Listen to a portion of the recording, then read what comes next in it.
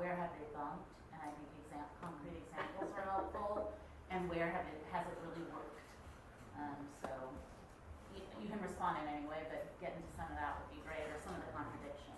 I'll do a little bit of both, and I'll try not to talk very long. I would say, at least for me, you're right, we do have a difference about what the role of the state is. I agree with Paolo that people can either think of it as an overarching strategy, which I do think is not going to work, or use it tactically to sort of push back, to bump back in these ways. But my main opposition to it and my association with state power and the exercise of the things that we don't like about fascism is that state power requires, like statecraft, is an act of genocide. You think about all the states that exist, even just in the United States, they had to get rid of the native population to make a state. A state is a colonial form. Does that make sense? So my opposition to it is that the way that it consolidates power is through murder. And if it's not through murder, it's through prison. Through slavery, So, so that's my overarching opposition to using it as a strategy. I think we still disagree about its tactical use, which I think is fine. Does that make sense? I don't think that we have to have a completely unified front in that sense.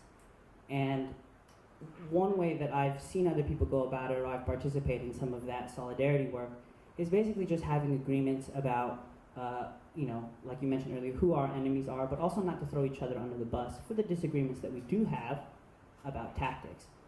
Obviously, the main one, the elephant in the room, is the use of political violence, or the tactic of black bloc. That's probably the most contentious one in terms of the anti-fascist movement, like whether it's justified to do it, and then the qualifiers, are they really fascists, or is it really justified to use those tactics against them? Mostly I think that, and we've already seen this, that the state has started to move its gears on its repressive apparatus of people who fight fascism in the street, okay? So that means that, at least in this unified front sense, our solidarity should be to, at least even in the tactic of using whatever, the legal system, to defend those people from state repression, because they're the ones who are out there fighting fascists on the front lines. And that's just that, at least for me, that's just the baseline one. That's the one. It's just we agree that we're not gonna, turn each other in or snitch on each other.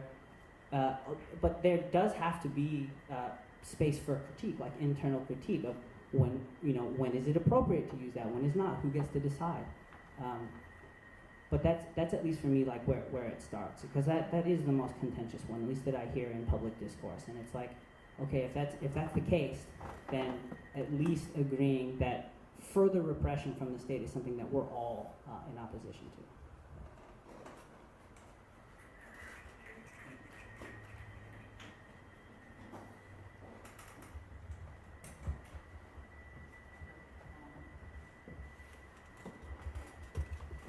Well, I'd just like to extend that, because I think that that point of unity you brought up earlier about how the state comprises different sectors, sometimes they're in conflict with one another. We see that as well in the far right, in the streets. They have a lot of conflicts with one another, and that's great. We shouldn't do that ourselves. And I think we have had a lot of success, not just with Urban Shield, but also with the organizing. 27 August last year is a great example of that, where people did come together, and despite a diversity of tactics, everyone kept to a few simple rules, one of which was don't throw each other under the bus. And people are going to have different tactics. There are going to be people who, or even strategies, there are going to be people who say, we want to elect somebody to be mayor of Oakland, as an example. And because we have Cap Brooks, right, who's APTP and CRC are supporting her in that. That doesn't mean we don't work with those organizations, even if we don't necessarily agree with the strategy. We don't have to be in 100% agreement not to be unified around small points of unity. I'm thinking about I wanted to hear more about like that, the organizing work for the 27th. I'm thinking about the quote that this week would have been Amilcar Cabral's birthday, and he has this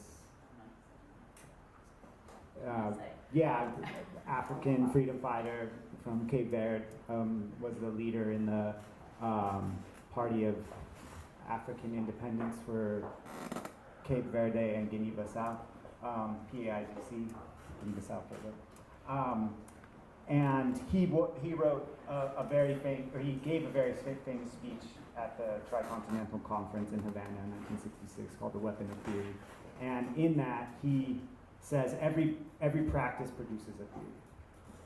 I'm curious around the practice that you all are talking about, if there is like replicable strategies or like an organizing theory, because I agree that was a beautiful moment.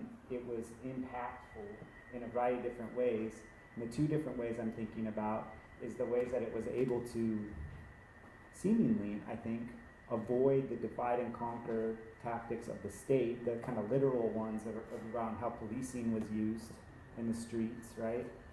It was able to avoid the sectarianism on the left.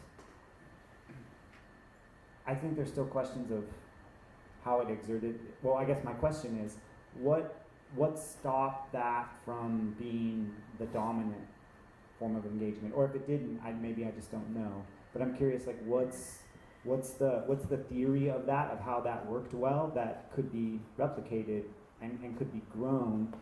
And I guess I would add an additional question is, not just grown in order to defend better against these somewhat, from my understanding, in some cases increasingly weak alt-right grassroots formations, but rather than just defend, doing the good work of defending our organizations, but is to like make gains, build power, and the question of power comes up.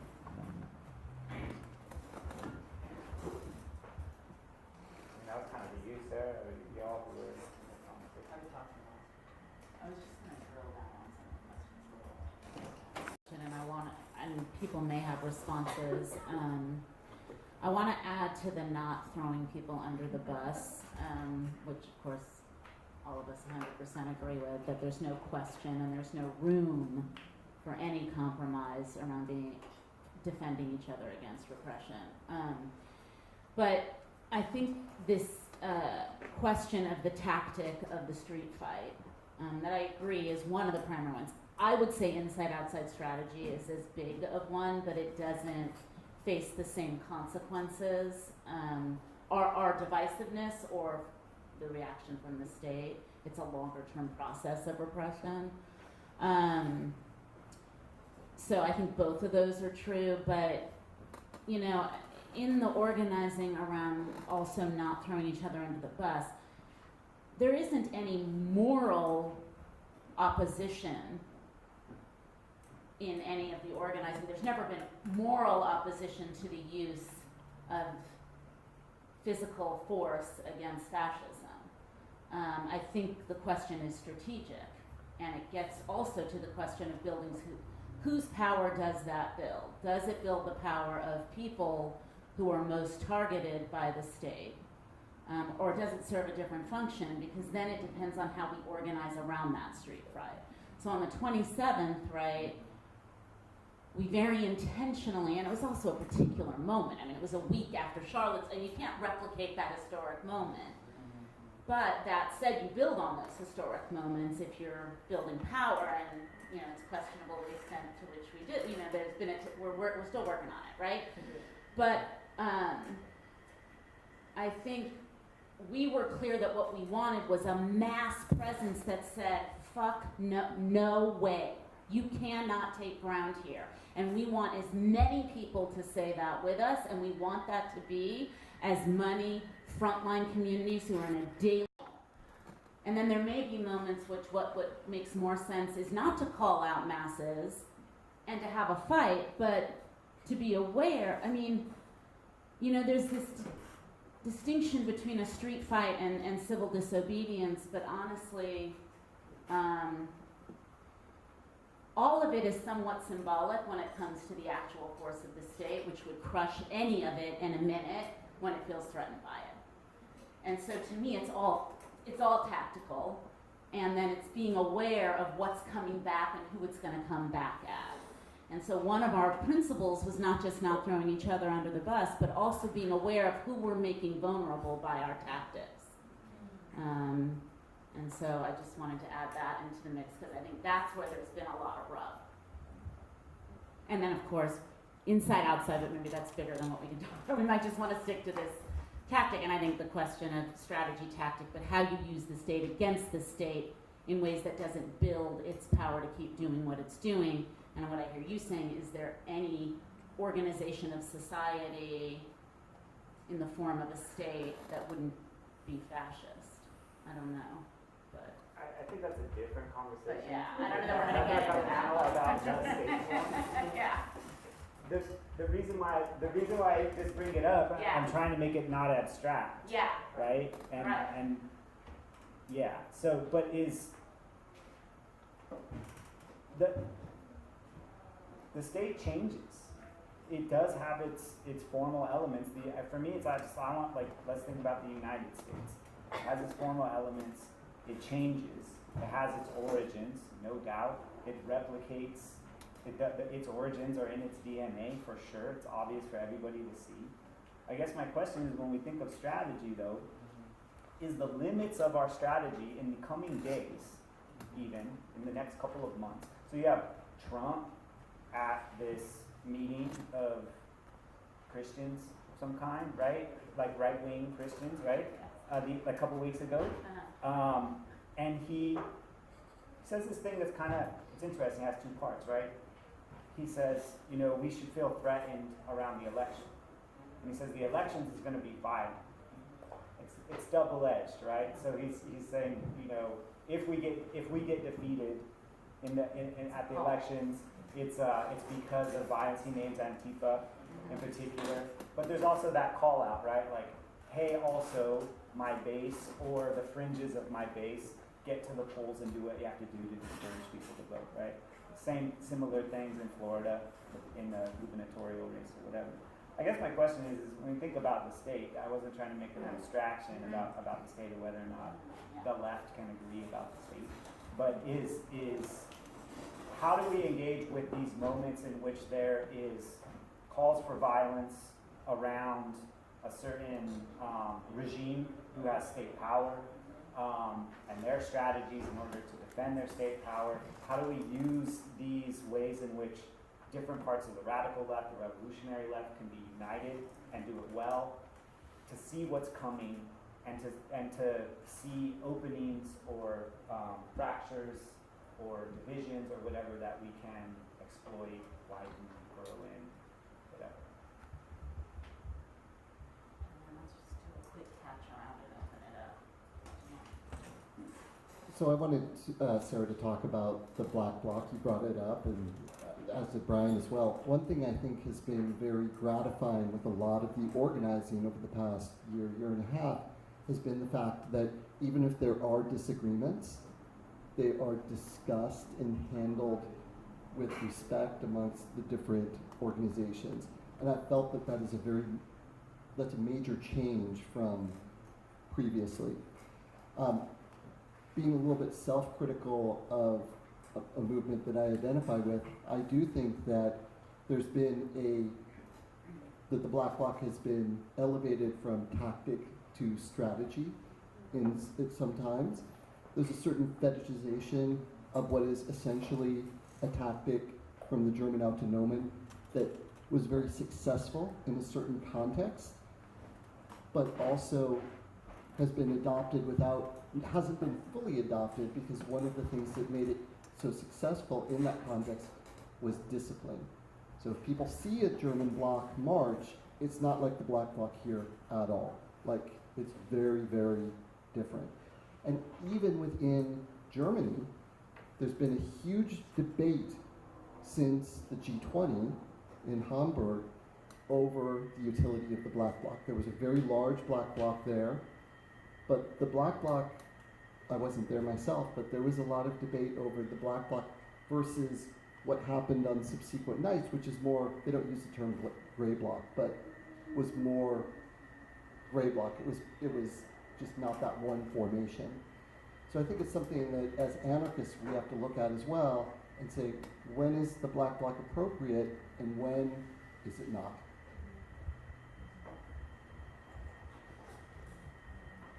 I mean, kind of, because you want to get it open, so people have responses.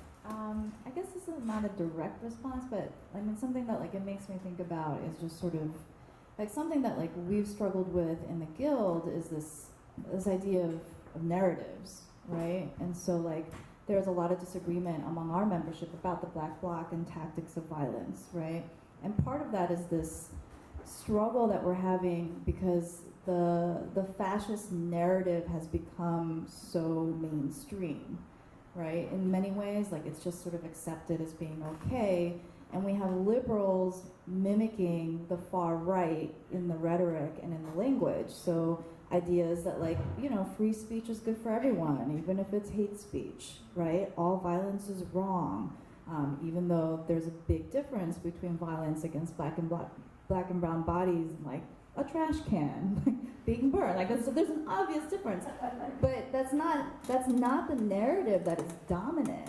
And I think like the impact of the rise of fascism on the far right has really been this like narrative that has been really hard for us to like take control over. And I think like it's not so much like a bump in strategy or tactics, but I think something that like would be helpful, I think, is if we're more all on the same page about the narrative that we're going to proactively put out, knowing that something is coming down the line instead of just scrambling to undo narratives. And it became like very clear to me this week because someone had filed a public records request against the Berkeley Police Department about why, and their protocols, about why they released mugshots of anti-fascist arrestees on August 5th.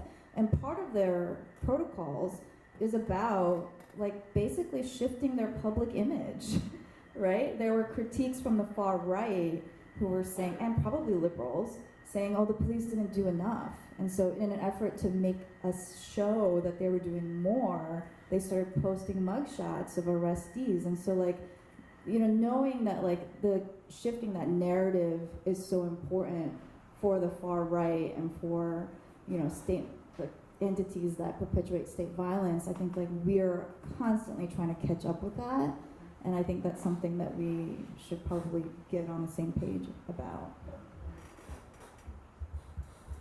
There's a lot of big, good things being said. I'm like mulling over a lot of them.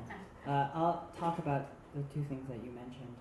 One, kind of like analyzing what had happened from August 27th and like where that united front or where that like kind of push went. And it's a difficult question to answer. Part of it, I agree with Sarah that we rode this whatever national wave after Charlottesville, which is significant.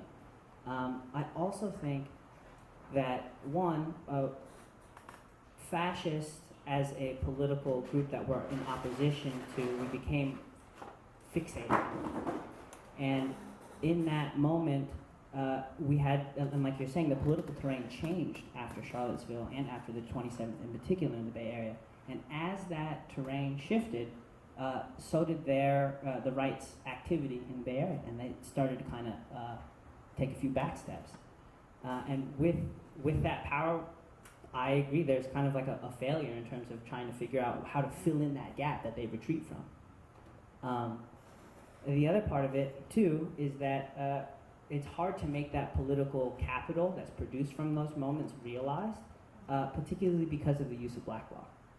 It makes the people who are in opposition, or at least in physical opposition to fascism at the street level, a specialized unit.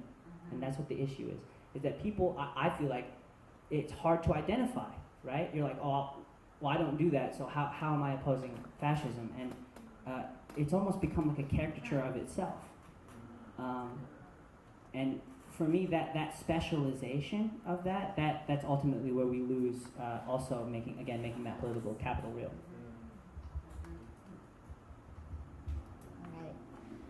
Yeah, definitely thinking a lot. Got me thinking. I mean, I think that I'm going to shift a little bit, mainly because, you know, I think I want to echo a little bit of what Sarah was saying when we were talking about some of these tactics and strategies with our organizations. You know, what really kept coming up is that Black and brown folks have their bodies on the line every day. And again, like, what are the tactics and strategies? How will a strategy potentially increase the repression of Black and brown folks as the response to different strategies and tactics? So just to name that, like,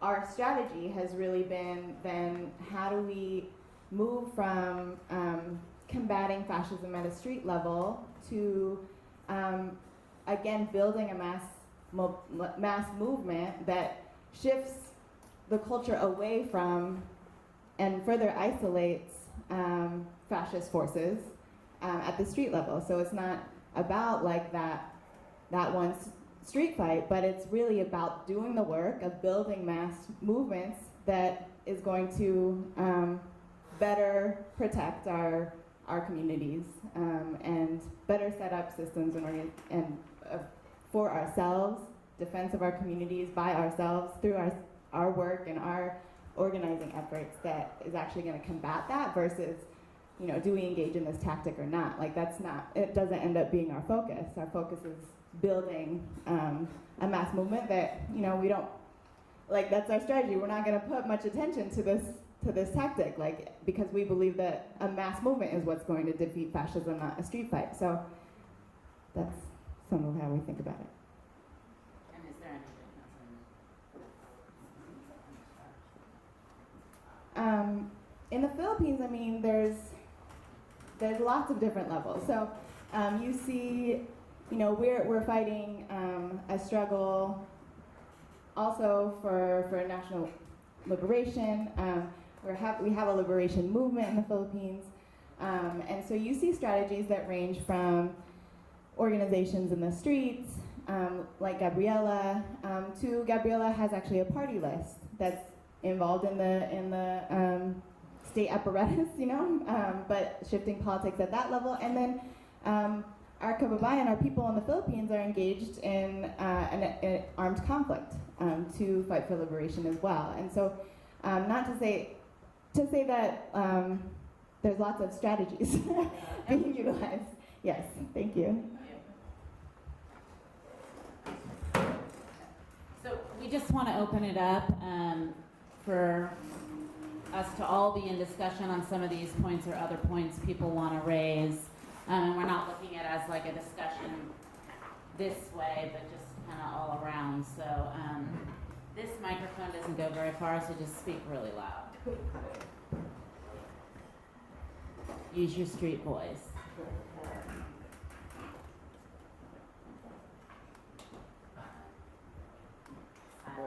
Well, California just duped voters into fake cannabis legalization, and everybody needs to know that the taxes go to enforcement. It doesn't educate any children. The taxes for cannabis don't build any roads. It supports the police and anti-drug education, and they're even trying to eliminate cannabis. I mean, cannabis is like potentially $1 trillion industry, and the voters were duped by the Democratic clubs, you know, because they were paid off by Drug Policy Alliance, who are closely connected to Big Oil and Big Pharma, the Third Reich, who have a history with the Third Reich. So basically, the Third Reich and Germany can now buy up all the land in California and grow massive amounts of crappy pot, you know, and charge a lot of money. Inside-outside strategy. Yeah, they charge a lot of money. Sometimes. A lot of money, 59% taxes, you know, and they call it recreational. All use is medicinal and prevents, they can't call it recreational if it's preventing cancer and Alzheimer's that you don't even know you have until 30 years later, you know, so. John. Well, unfortunately, I have to leave, but I'd like to leave with one agitational idea, which is that for the United Front, from my understanding of the Spanish Civil War, the United Front strategy was horrible for anarchists. it went incredibly poorly for anarchists. Like, as much as you can imagine, we were sent to the front without arms and most of us were killed. So, not that is today's moment at all comparable, and when we talk about United Front, should that historical example even be something that we think about strategically? Well, yeah. Excuse me. Probably the most historical examples we useful to think about. Yeah. I mean, that's kind of like the thing, right? It's like the way that we understand how movements work. The assumption, the most common assumption, particularly when we use the language of the United Front, that there has to be something that we do with difference, right? Mhm. That we have to Right. compartmentalize difference, flatten it out, use the lowest common denominator, and kind of like, going over off of what John said, like, for me, I feel like in those moments that we are flattening out our differences for the sake of unity, it's in those places, in those doing away with the difference, that we reproduce power, the same type of power, because we have to make it palatable for democracy, and in doing so, we make it more and more acceptable. Now, what to do with that, like what strategy comes from that, that's a complicated question. I think part of it, again, is just like, one is, building solidarity, that's kind of abstract, but like coordination. Coordination is a major one, and the 27th, I think, one of the reasons that people kind of use that, being like, oh look, like, the Black Bloc can play nice, and they do popular organizing type things, or other groups will actually march along with them and not get freaked out by them, is that level of coordination. Because there was, you could see, and that was the thing, and that's why so many people came out. It wasn't because there was a flattening out of differences, but there was space where difference was okay to be there. It was just coordinated difference. And I think that's kind of the main thing. I agree with John. Like as an anarchist, I have sort of like a different conception about how social change happens, or in this case, like social collapse. Like shit is just falling apart. There's not much being built